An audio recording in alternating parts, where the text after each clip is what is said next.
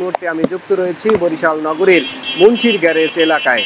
আপনারা দেখছেন আমার পেছনে যে সড়কটি সেটি কিন্তু পরিপূর্ণভাবেই তলিয়ে রয়েছে, যে কারণে সাধারণ মানুষের চলাচলের কিন্তু দুর্ভোগ তৈরি হয়েছে। সকাল থেকেই বৃষ্টিপাতের কারণে এই শহরটি কিন্তু তলিয়ে গেছে। এছাড়াও বরিশাল লাগোয়া কীর্তনখোলা নদীতে এই বর্ষার সময়ে জোয়ার আসলে বরিশাল নগরীর জনগুরুত্বপূর্ণ যে প্রধান প্রধান সড়কগুলো রয়েছে সেই সড়কগুলোকে কিন্তু পানিতে তলিয়ে যায়। এর প্রেক্ষিতে কিন্তু সাধারণ মানুষ সহ স্কুলগামী শিক্ষার্থীরা, পথচারী সহ সকলের কিন্তু দুর্ভোগ তৈরি হয় এবং এমনকি সবচেয়ে বেশি দুর্ভোগের মধ্যে থাকেন খেটে খাওয়া মানুষ। যে চিত্রটি দেখছেন এটি কিন্তু বরিশাল নগরীর গুরুত্বপূর্ণ সড়কের মধ্যে একটি। এটিতে চলাচলের অর্থাৎ পায়ে হেঁটে চলার কোনো ধরনের কিন্তু সুযোগ নেই। সাধারণ মানুষ এই রিক্সা এবং সাধারণ ক্ষুদ্র ক্ষুদ্র যানবাহনের উপর নির্ভর করে থাকে। আমরা এখানে এসে দেখেছি এই অক্সফোর্ড মিশন রোড বা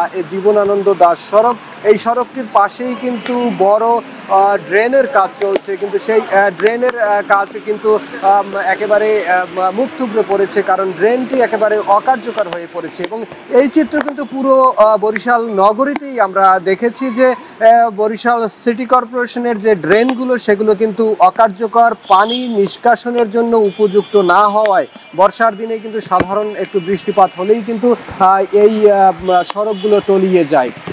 আমরা যেমনটি সিটি কর্পোরেশন থেকে আমাদেরকে জানিয়েছেন যে তারা তাদের পক্ষ থেকে কিন্তু চেষ্টা করছেন যে এই ড্রেনেজ ব্যবস্থাকে সচল করার জন্য, কিন্তু ড্রেনের যে সিস্টেম সেই সিস্টেমটি উন্নত না করার কারণেই কিন্তু এই পানি নিচে নামতে পারে না। যেমনটি নগর বিশেষজ্ঞরা জানিয়েছেন যে নদীর পানির যে স্তর তার থেকে নিচু হচ্ছে বরিশাল শহরের যে ড্রেন, সেই ড্রেনের পানির স্তর, যে কারণেই কিন্তু এই পানিগুলো আর নদীতে নামতে পারে না। আর সব থেকে বড় একটি সমস্যা হচ্ছে বরিশাল নগরীর ভেতর থেকে কিন্তু এর আগে 22টি খাল প্রবাহিত ছিল, সেই খালগুলোকে পর্যায়ক্রমে অব্যবস্থাপনা, সিটি কর্পোরেশনের ভুল সিদ্ধান্ত এবং মানুষের দখলের কারণে সেই খালগুলো কিন্তু মরে গেছে।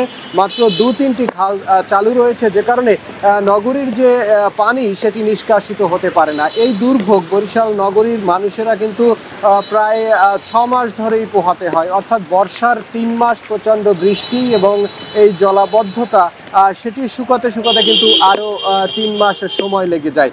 যে চিত্রগুলো দেখছেন এই চিত্র শুধুমাত্র এই জীবনানন্দ দাস সড়ক বা অক্সফোর্ড মিশন রোডেই নয়, আমরা ঘুরে এসেছি শহরের যে মূল সড়ক সদর রোড, সেখানেও পানিতে জমে গেছে। কাকুলির মোড় সহ শহরের লাগোয়া যে নিম্নভূমি রয়েছে সেগুলো কিন্তু ইতিমধ্যে জলাবদ্ধ হয়ে গেছে। অর্থাৎ এই টানা কয়েকদিনের বৃষ্টিতে বরিশাল নগরী কিন্তু কার্যত অচল হয়ে পড়েছে এই পানির কারণে, এবং এই পানি পর্যায়ক্রমে কিন্তু অনেকের বসত ঘরেও ঢুকে পড়েছে। বিশেষ করে যেমন আমানতগঞ্জ, পলাশপুর এলাকায় এবং কর্ণকাটি সহ বেশ কয়েকটি এলাকা রয়েছে, যে এলাকাগুলোতে পানি উঠলে নিম্নভূমি প্লাবিত হয়ে পড়ে।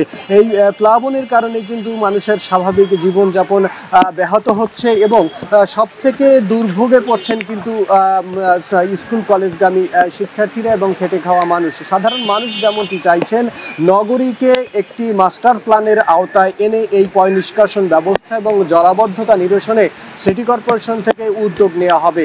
আর এর মধ্য থেকেই নগরবাসী একটি সুস্থ এবং স্বাভাবিক জীবনে ফিরবে, এই প্রত্যাশা নগরবাসীর। অপেক্ষা করতে হবে সিটি কর্পোরেশন আসলে কি ভূমিকা নেয় তার জন্য।